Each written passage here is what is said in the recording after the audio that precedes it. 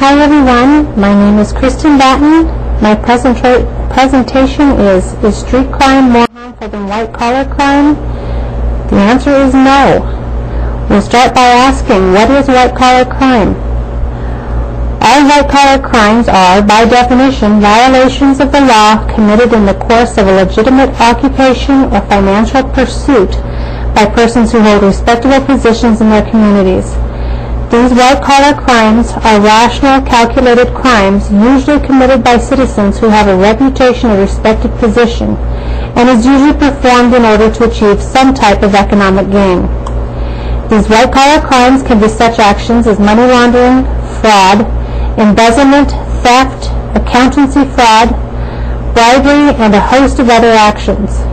Although there is nothing of a violent nature in this partial list of white-collar crimes, white-collar crime causes far more deaths and injuries than other types of crime. This violence is always a byproduct of the offense, not the immediate goal, as it is in assault or murder. I believe that white-collar crime is as harmful as street crime, if not more so, because of the perpetrators. By way of that comment, think about the following. As a young person, your parents taught you to be cautious and always be mindful of your surroundings. This lesson has prompted you to notice the individual heading toward you in the parking lot just after leaving work. It is a dark evening and the individual is wearing sunglasses, and despite the heat of summer, he is wearing a ski mask.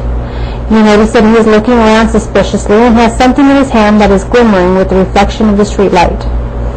As he gets closer to you, he slides his sunglasses down and you see crazy eyes darting back and forth behind his dark eyebrows. I bet almost anyone, including a kindergarten child, would tell you to be careful of this person because he looks like he is up to something that he shouldn't be doing, or like a bad guy. Now most of us would see the warning signs of a criminal coming to hurt us and would take the necessary actions to protect ourselves from harm. However, the banker, the investment analyst, the accountant, the police officer, and the judge do not portray a bad guy that we must be cautious of, and yet they could be the one who will be causing us the harm through this white-collar crime. Or how about this? Bank personnel, the accountant, local law enforcement, and our employers, just to name a few of the people that we are taught to trust.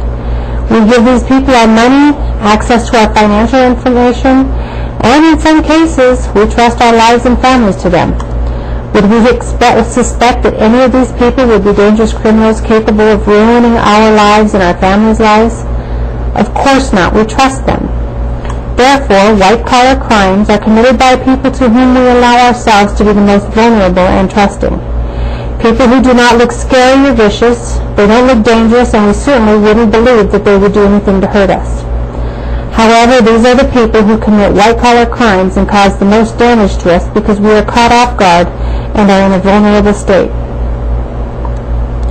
In response to these white-collar crimes, President Bush announced a plan to bail out the crippled industry and investigate and prosecute thrift crime. Several months later, Congress passed the Financial Institutions Reform, Recovery, and Enforcement Act of 1989. This act allowed substantial funding to the Justice Department for the prosecution of financially fraudulent white-collar crimes. White-collar crimes such as these are particularly acute in the area of white-collar crime where fraud is often disguised within ordinary business transactions. Proving fraudulent intent is problematic. The difficulty in proving fraudulent intent is sometimes allows these criminals to go free with very little, if any, punishment at all. It is difficult to convict executives accused of fraud because there is rarely direct evidence of criminal activity. There's no dispute that there was fraud. There's no dispute that the accounting was questionable. There is no dispute that shareholders lost billions or that the company went bankrupt.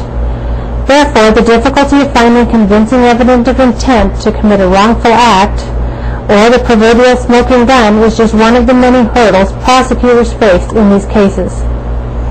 According to a news article in USA Today, white-collar criminals routinely avoid hundreds of millions of dollars in court-ordered restitution by schemes such as transferring assets to relatives, along with a myriad of others. Therefore, street crime is not more harmful than white-collar crime. It is simply a different crime by a different type of perpetrator.